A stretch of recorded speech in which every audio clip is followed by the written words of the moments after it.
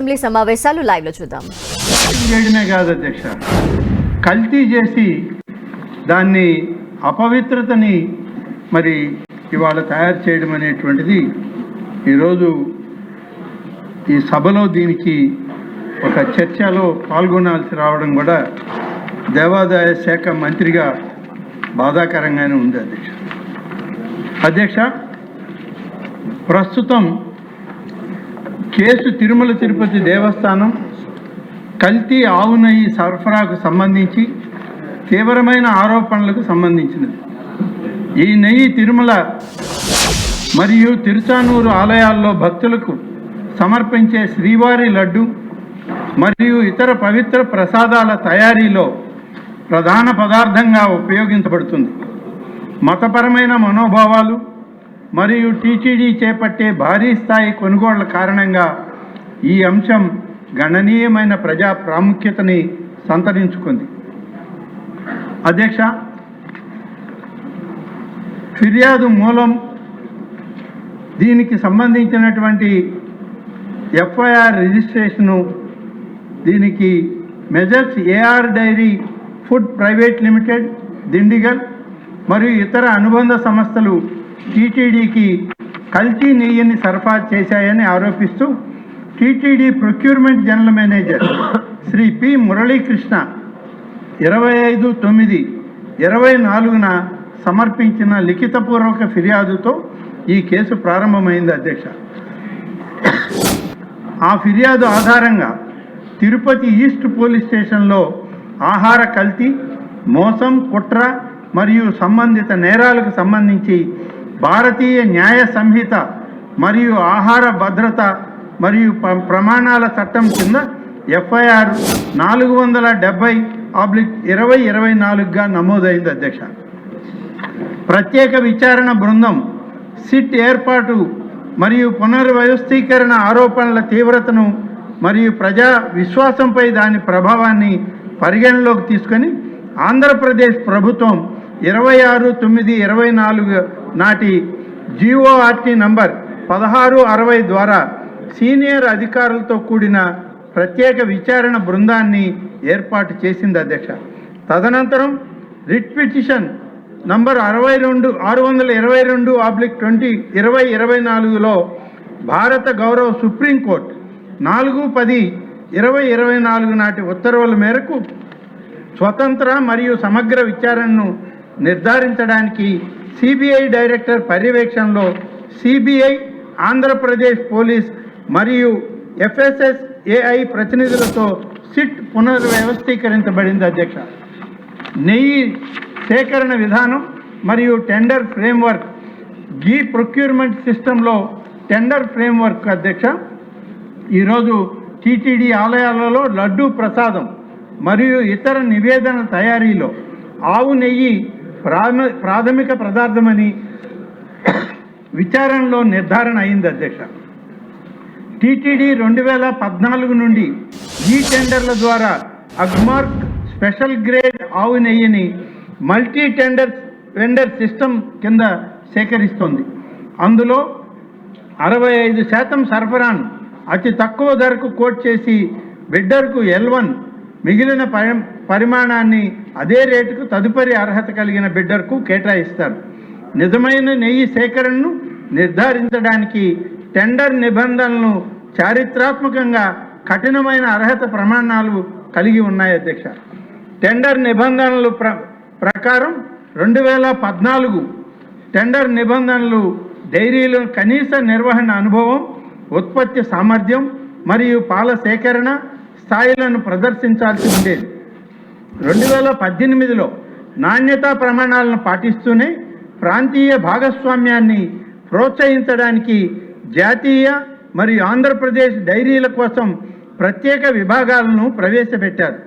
తగిన మౌలిక సదుపాయాలు ఉన్న స్థాపించబడిన డైరీలు మాత్రమే పాల్గొనేలా ఈ నిబంధనలను నిర్ధారించాయి.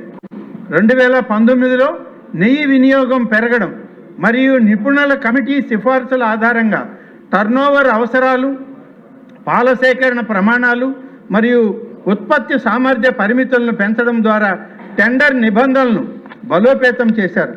ఈ బలోపేతం పాలు కొవ్వు మార్పిడి నిష్పత్తులు మరియు అంచనా వేసిన వినియోగానికి సంబంధించిన సాంకేతిక కారణాల ద్వారా మద్దతు ఇవ్వబడింది. తద్వారా సేకరణ నిబంధనలను వాస్తవ పరిస్థితులకు అనుగుణంగా మార్చారు. 2020 టెండర్ల నిబంధనల సడలింపు అధ్యక్ష. అయితే అధ్యక్ష, ఫిబ్రవరి 2020లో సుమారు 5 నెలల వ్యవధిలోనే బలోపేతం చేయబడిన నిబంధనలను గణనీయంగా సడలించినట్లు విచారణలో వెల్లడైంది. నిర్వహణ అనుభవం అవసరాన్ని 3 సంవత్సరాల నుండి 1 సంవత్సరానికి తగ్గించారు అధ్యక్ష. వార్షిక టర్నోవర్ అవసరాన్ని తగ్గించారు. ఆవు పాల కొవ్వు ఉత్పత్తి ప్రమాణాలను తగ్గించారు మరియు తప్పనిసరి పాల సేకరణ నిబంధనలను తొలగించారు. సమగ్ర అధ్యయనం, క్షేత్రస్థాయి పరిశీలన లేదా సాంకేతిక సమర్థన లేకుండానే ఈ సడలింపు చేయడం జరిగింది. తగిన మౌలిక సదుపాయాలు, పాల సేకరణ సామర్థ్యం మరియు నిజమైన నెయ్యి ఉత్పత్తిలో అనుభవం లేని ప్రైవేట్ డైరీల ప్రవేశానికి ఈ సడలింపు దోహదపడిందని సిట్ గమనించింది అధ్యక్ష. Messrs Bhole Baba organic dairy milk private limited, మెజర్ Shri Vaishnavi dairy specialities private limited మరియు ఇతర నిందితుల డైరీలు టీటీడీ టెండర్లకు ప్రాప్తి పొంది తక్కువ ధరలను కోట్ చేయడం ప్రారంభించాయి. భాగస్వామ్యాన్ని పెంచడం లక్ష్యంగా పేర్కొన్నప్పటికీ బిడ్డర్ల సంఖ్య గణనీయంగా పెరగలేదు. ఈ సడలింపు కొన్ని నిర్దిష్ట సరఫరాదారులకు మాత్రమే అసమానంగా ప్రయోజనం చేకూర్చిందని సూచిస్తూ ఉంది. 2024 టెండర్ మరియు ధరల ఆందోళనలో టీటీడీ మార్చి 12, 2024న 10 లక్షల కిలోల ఆవు నెయ్యి సరఫరా కోసం ఈ టెండర్ ఆహ్వానించిందని, మరి 8, 5, 2024న టెండర్ను ఖరారు చేస్తూ Messrs AR dairy food private లిమిటెడ్కు కిలోకు 319.80 రూపాయల చొప్పున సరఫరాను కేటాయించినట్లు విచారణలో మరిన్ని వివరాలు వెల్లడయ్యాయి అధ్యక్ష. కోట్ చేసిన ధర నిజమైన ఆవు నెయ్యి సరఫరాకు ప్రాథమికంగా అసాధ్యమని పరిగణించబడింది. ఇది నాణ్యతపై ఆందోళన పెంచింది. ప్రయోగశాల ఫలితాలు మరియు కల్తీ గుర్తింపు. జూన్ మరియు జూలై 2024న చేసిన సరఫరాల ప్రారంభంలో కల్తీ గుర్తింపు పరిమితులు లేని పరీక్షా విధానాల కింద ఆమోదించబడ్డాయి. తదనంతరం నమూనాలను ఎన్డీడీపీ కాఫ్ ప్రయోగశాలకు పంపగా అక్కడ నెయ్యిలో వనస్పతి మరియు జంతువుల కొవ్వులతో కల్తీ జరిగినట్లు నివేదించబడింది. ఈ ఫలితాలు సేకరణ, సరఫరా గొలుసు మరియు తయారీ ప్రక్రియలపై వివరణాత్మక విచారణకు దారితీశాయి అధ్యక్ష. పనితీరు మరియు నేరపూరిత కుట్ర, ఫోర్జరీ పత్రాల సమర్పణ, ఉత్పత్తి సామర్థ్యంపై తప్పుడు సమాచారం మరియు సేకరణ రికార్డుల తారుమారు ద్వారా టీటీడీ టెండర్లను దక్కించుకోవడానికి పలువురు నిందితుల మధ్య నేరపూరిత కుట్ర ఉన్నట్లు సిట్ నిర్ధారించింది అధ్యక్ష. పామాయిల్, పామ్ కర్నల్ ఆయిల్ మరియు పామోలిన్తో పాటు బెటా కెరోటిన్, ఫ్లేవరింగ్ ఏజెంట్లు మరియు ఇతర రసాయనాలను ఉపయోగించి అసలు నెయ్యి రుచి, వాసనను పోలి ఉండే విధంగా కల్తీ నెయ్యిని తయారు చేసినట్టు విచారణలో వెల్లడైంది అధ్యక్ష. సేకరణ పర్యవేక్షణలో వ్యవస్థాగత లోపాలు. ఒక దశలో తిరస్కరించబడిన కల్తీ సరుకులు తదనంతరం ఇతర సంస్థల ద్వారా మళ్లీ సరఫరా చేయబడి ఆమోదించబడ్డాయని, ఇది తిరస్కరించబడిన సరఫరాల ట్రాకింగ్, ధృవీకరణ మరియు పారవేయడంలో వ్యవస్థాగత లోపాలను సూచిస్తుందని విచారణ వెల్లడించింది. డిజిటల్ రికార్డుల ధ్వంసం, డాక్యుమెంటేషన్ తారుమారు మరియు టెండర్ కేటాయింపు మరియు సరఫరాల అంగీకారానికి వీలుగా కొంతమంది ప్రభుత్వ ఉద్యోగులకు అనవసరమైన ఆర్థిక ప్రయోజనాలను కల్పించినట్లు ఆధారాలు కూడా లభించాయి అధ్యక్ష. ఛార్జ్షీట్ దాఖలు మరియు చట్టపరమైన చర్యలకి దీని ప్రకారం కుట్ర, మోసం, ఫోర్జరీ, ఆహార కల్తీ, నేరపూరిత విశ్వాస ఉల్లంఘన, సాక్ష్యాల ధ్వంసం, అవినీతికి సంబంధించి బిఎన్ఎస్ ఐపీసీ అవినీతి నిరోధక చట్టం మరియు ఆహార భద్రత చట్టాల క్రింద 6/5/2025 నాటి ఛార్జ్షీట్ నంబర్ సిట్ 01/2025ను సమర్థవంతమైన కోర్టులో దాఖలు చేయడం జరిగింది. మనీ ట్రయల్, అదనపు నిందితులు, టీటీడీ అధికారుల పాత్రపై తదుపరి విచారణ కొనసాగుతోంది. గుర్తించబడిన పరిపాలనా లోపాలు, సమాంతరంగా జరిగిన పరిపాలనాపరమైన విచారణలో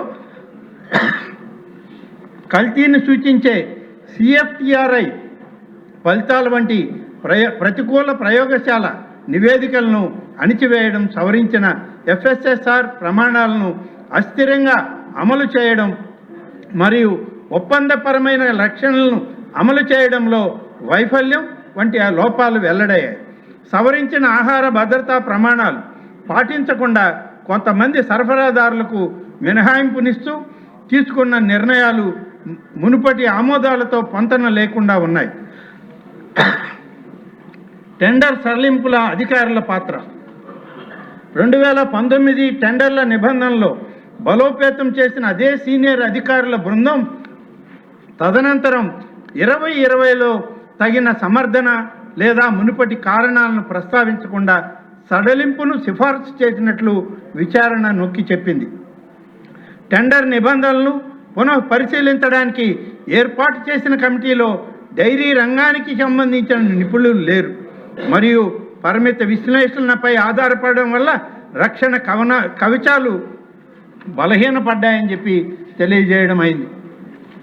అధ్యక్ష, నాణ్యత హామీ మరియు ప్రజా విశ్వాసంపై ప్రభావం, నిబంధనల సడలింపు వల్ల తగినంత పాలన సేకరించలేని లేదా స్థాపించబడని తయారీ సామర్థ్యం లేని డైరీలు పాల్గొనడానికి వీలైంది. ఇది మతపరమైన ప్రసాదాల తయారీకి ఉపయోగించే నెయ్యి సేకరణలో నాణ్యతను దెబ్బతీసింది మరియు ప్రజా విశ్వాసాన్ని ప్రతికూలంగా ప్రభావం చేసింది. పాలన, సాంకేతిక పర్యవేక్షణ మరియు జవాబుదారీ సంతానానికి సంబంధించిన వ్యవస్థాగత సమస్యలను ఈ అన్వేషణలు సూచిస్తూ ఉన్నాయి. అధ్యక్ష, ఏకసభ్య కమిటీ సిట్ అన్వేషణల దృష్ట్యా ప్రభుత్వం GORT నంబర్ 458 జారీ చేసి టెండర్ నిబంధనల సడలింపు మరియు అమలుకు సంబంధించిన పరిపాలనా లోపాలను పరిశీలించడానికి శ్రీ దినేష్ కుమార్ IAS రిటైర్డ్ నేతృత్వంలో ఏకసభ్య కమిటీని ఏర్పాటు చేసింది. విధానపరమైన అనుసరణను సమీక్షించడం, అధికారుల బాధ్యతను అంచనా వేయడం మరియు తదుపరి చర్యలను సిఫార్సు చేసే పనిని ఈ కమిటీకి అప్పగించారు. టీటీడీ ప్రారంభించిన దిద్దుబాటు చర్యలు విచారణను అనుసరించి టీటీడీ సేకరణ మరియు నాణ్యత హామీని బలోపేతం చేయడానికి దిద్దుబాటు చర్యలను ప్రారంభించింది. వీటిలో నెయ్యి సాంకేతిక నిపుణుల కమిటీ ఏర్పాటు, NABL గుర్తింపు పొందిన ల్యాబ్ నుండి తప్పనిసరి ధృవీకరణ, ప్లాంట్